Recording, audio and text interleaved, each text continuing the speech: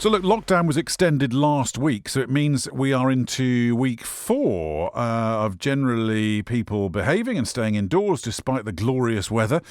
But in terms of the epidemic, where are we now and what do we want to happen next? Well, let's catch up with Dr. Duncan Robertson from Loughborough University's School of Business and Economics. Duncan, morning. Morning, Ben. Hi. Now, look, just before, the one thing we haven't spoken about really is kind of your speciality, because you deal in the way this works, but within the kind of context of business and economics, don't you? That's right, yes. So you might think, that sort of economics is all looking at the effects on firms, but there's also another part of what we do, which is called operational research or operations research. And this is sort of looking at how companies and businesses, but also how, governments can solve problems. So, one of the things we're sort of looking at is how we can, think about going ahead, and if a vaccine's available, how should it be distributed around the country? Duncan, we're just going to pause for 1 second. Just my producer's going to sort the line out because the line's suddenly gone very crummy and it wasn't a second ago. We'll see if we can sort that out. You're listening to BBC Radio Leicester. As I say, if you want to get in touch with us, you can do it any time. 0808 100 1049. We'll continue to talk to Duncan once we sort out that line. It's frustrating because we always check it beforehand and then put people on and it just suddenly goes squirrely. I don't know what that's all about. As I say, we'll be getting up to date with what's happening to help all of us homeschool our kids. So we're going to update on that for you as well in about a quarter of an hour's time here on BBC Radio Leicester. Duncan, let's see if that's any better. Hi, Duncan. Oh, hi again, Ben. Hi. Oh, that's better. That. Yeah, it's all right. No, you don't sound like a Dalek. It was weird. I don't know. Well, anyway, yeah. Anyway, so that's why you're looking at it within a kind of a business perspective. It's about how a change here can have an effect down the line. Yeah, no, exactly. So you sort of, everybody, with sort of modelling this stuff is looking at how the epidemic's spreading. So there's a lot of work going on about that. But, what groups like mine are trying to look at is how we can think about what's going to happen in, say 6 months, 12 months' time. So these are the problems that come up with, if there is a vaccine that comes to this, who should get that vaccine? How should it be distributed? All these sort of questions, which are really quite important questions, but aren't the ones that we're immediately thinking about. So we know we're into the sort of the lockdown extension, another 3 weeks. We keep thinking of this in terms of 3 weeks. Is this likely to be the last extension, or do you think that there'll be more? I know you don't have a crystal ball, but... No, I don't, and it's quite difficult to answer that question because, most scientists tend to look at evidence, they look at, the models that are being used. I think it's quite difficult to give an answer to that question because we don't really have access to the models that are being used by government. But it does seem as though that's the sort of approach that's being used at the moment.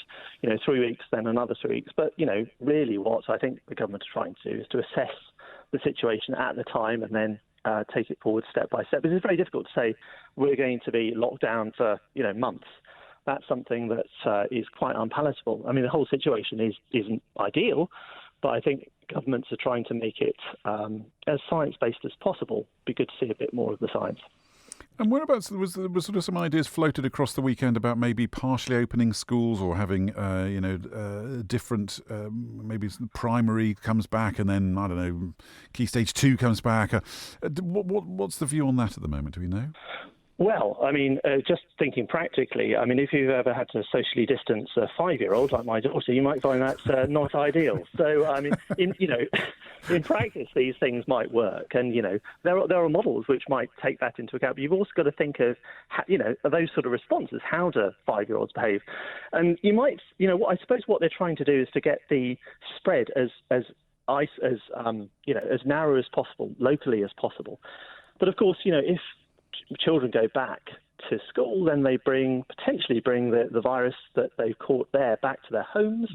And then, who knows what individuals' susceptibility to this virus is at their home. So ideally, I think you'd like to have this gradual move back to normality, but that's what, a lot of work is being done at the moment to try and work out what is the effect going to be, not only on the individuals, but on the systems, on the National Health Service. And, ultimately, how is that going to relate in terms of the number of people that are ill, hospitalised, and ultimately deaths? And that's a very difficult question and not a trivial one at all.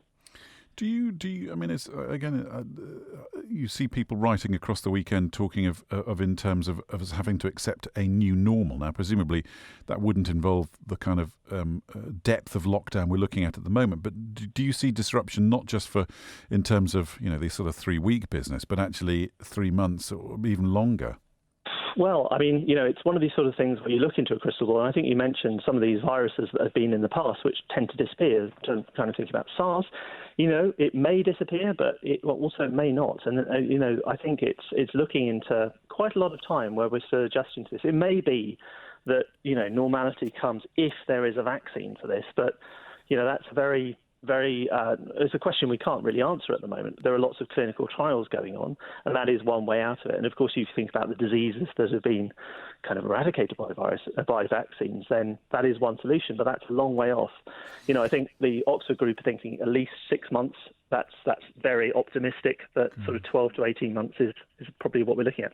So, but presumably not at the level of lockdown we're in at the moment. Some sort of loosening off of that, presumably. I mean, that will have to happen in some way. But how do you do that? It's inevitable that we can't remain locked up for this amount of time. And the other thing, I think, casting our minds back to right at the beginning of this, when the government was thinking about this, what they don't want is. Originally they were saying they don't want a second peak. I think now they've resigned themselves to if there is a release of this lockdown, there will be a second peak. They don't want it to be too high. But if you think about their thinking right at the beginning, it was if there is a second peak, they don't want it to be in the middle of December or January, February, when people have, influenza and all these sort of other infections, pneumonia, etc., which is just sort of baseline. So they're quite keen for it not to happen there. But it's a very difficult question, and I'm glad I'm not making these decisions. I'm happy to advise, but not to make the decision. That's what politicians are for. Well, quite. And look, I mean, there's lots of questions about the exit strategy. It's becoming the sort of political hot potato, isn't it? About what that strategy is. And I guess some brains somewhere in government are trying to work that out. But it would seem that there's no consensus on that at the moment. Well, I think there is advice. There is advice that is going into government, and it really depends on your sort of what you're trying to do. I mean, when we look at these sort of problems from a sort of academic point of view, we're trying to maximise something, right? So maybe or minimise something, minimising the amount of deaths of those sort of things. But you then got to balance that against the economic input, effect as well. And, it's not sort of direct deaths by the number of people suffering from COVID-19, but it's also the people who are, suffering from this lockdown. I mean, I look out and it's sunny, but some people look out and it's not sunny. Yeah, quite. So, Duncan, it's great to have you on the show again. Anything else you wanted to talk about? No, that's good. No, thanks very much, Ben. You are brilliant. I'm so pleased that you kind of keep across the science, because some of it gets very complicated, and it's great to have you on.